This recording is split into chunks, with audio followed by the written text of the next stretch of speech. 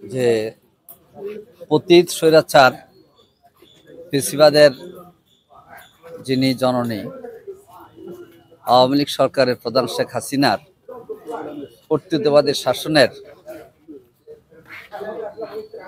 আমাদের প্রিয় নেতা রংপুর মানুষের মাটি ও মানুষের সন্তান জনাব এটিএম আজহারুল ইসলাম দীর্ঘ 14 বছর কারাভোগ করেছেন।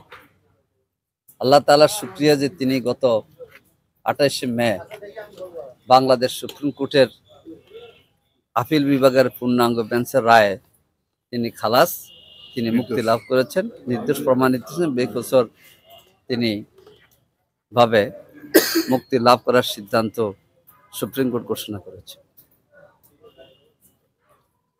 জনাব এটিএম আজহারুল ইসলামের মুক্তির পর রংপুরে আগ থেকে একটি জনসভা করার জন্য সবার দাবি ছিল। এমনকি আমিরে জামাত এখানকার আরো 8টি জেলায় জনসভার মাঝেও তিনি আজহার ভাইয়ের অনুভূতি ব্যক্ত করেছেন। আলহামদুলিল্লাহ, আগামী 4 তারিখ আমাদের প্রিয় নেতা আমিরে জামাত, বাংলাদেশে 18 কোটি মানুষের ভবিষ্যৎ নেতা ডাক্তার শফিকুর রহমানের প্রধান অতিথির উপস্থিতিতে এবং বাংলাদেশ জামায়াত ইসলামীর কেন্দ্রীয় নির্বাহী পরিষদ সদস্য, দীর্ঘ 14 বছর পর কারামুক্ত মজলুম জনতা এটিএম আজহারুল ইসলামের উপস্থিতিতে ইনশাআল্লাহ এই স্কুল মাঠে, রংপুর জেলা স্কুল মাঠে আমাদের জনসভা অনুষ্ঠিত হবে ইনশাআল্লাহ। আমরা দাবি করেছি যে বিগত স্বৈরাচারের পতনের ভয়াবহ রূপ লাভ করেছিল 16ই জুলাই, যেদিন ছাত্রদের শাটডাউন কর্মসূচিতে বেগম রোকেয়া বিশ্ববিদ্যালয়ের মেধাবী ছাত্র, রংপুর মানুষের গর্ব আবু সাইদ শঠান বুকের গুলিবিদ্ধ হয়ে তিনি শাহাদাত বরণ করেন। তার রক্তে সারা বাংলাদেশ উজ্জীবিত হয়, ধারাবাহিক আন্দোলন শুরু হয়। অসংখ্য ছাত্র এবং মানুষ, শ্রমিক, নারী পুরুষ জীবন দেয়, শিশু জীবন দেয় এবং 5ই আগস্ট কর্তৃত্ববাদী ফেসিবাদ বিদায় নিতে বাধ্য হয়।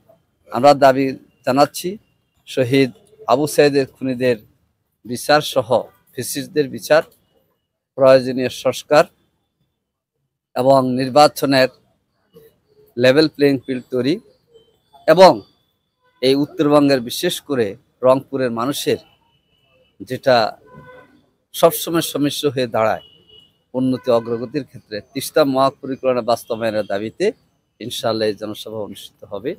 আমরা গণমাধ্যমের সাংবাদিকদের সংশ্লিষ্ট সকলের সহযোগিতা কামনা করছি। ইতিমধ্যে রংপুর জেলা স্কুলের সভাপতি ডিসি সাহেব, আজকে প্রধান শিক্ষকের সাথে আমাদের কথা হয়েছে, তারা এখানে সম্মতি প্রদান করেছেন এবং সামগ্রিক সহযোগিতা তাদের থাকবে। আমরা ইনশাআল্লাহ শান্তিপূর্ণভাবে এই সুন্দর একটি মাঠে, যাতে করে স্কুলের এবং মাঠের কোনো ধরনের ব্যত্যয় না ঘটে সেদিকে খেয়াল রাখবো ইনশাআল্লাহ। তো এই জনসভা বাস্তবায়ন করার জন্য রংপুরের সর্বপর্যায়ের সর্বস্তরের মানুষ, দল, ধর্ম, বর্ণ নির্বিশেষে আমরা সকলের সহযোগিতা এবং দোয়া কামনা করছি। এই ক্ষেত্রে আমাদের সাংবাদিক বন্ধুরা অগ্রবর্তী ভূমিকা আমাদের সহযোগিতা করবেন ইনশাআল্লাহ। তা আমি আল্লাহ তাআলার কাছে সাহায্য চাই যে আল্লাহ তাআলার রওয়া ভালো, সেটা সবকিছু আল্লাহ রাব্বুল আলামিনের হাতে। আল্লাহ তাআলা যেন তার গায়েবী সাহায্য দিয়ে আমাদের সকলকে সহযোগিতা করে।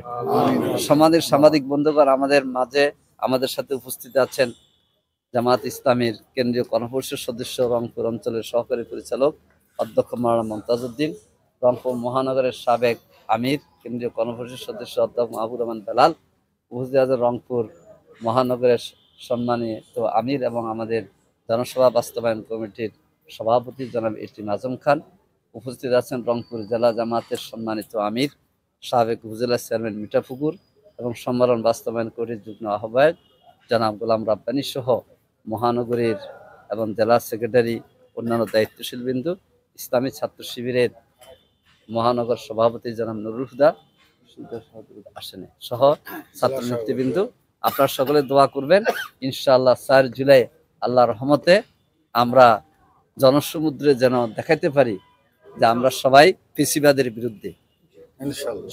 ফেসিস্টরা বিদায় নিয়েছে, তাদের ঠিকানা হয়ে গেছে অন্য দেশে, কিন্তু ফেসিবাদ নির্মূল না করা পর্যন্ত ছাত্র জনতার আন্দোলন চলবে। এবং এই ক্ষেত্রে রংপুর ভূমিকা সারা বাংলাদেশে উজ্জীবিত করেছে। এই জনসভার মাধ্যমে আমরা সারা বাংলাদেশের মানুষের কাছে বার্তা দেব যে আমরা ন্যায় ইনসাফের বাংলাদেশ চাই, বৈষম্যমুক্ত বাংলাদেশ চাই, উই ওয়ান্ট জাস্টিস আমরা চাই। আল্লাহ হাফেজ। বাংলাদেশ জিন্দাবাদ, বাংলাদেশ জামাত ইসলামী জিন্দাবাদ। সকলকে ধন্যবাদ।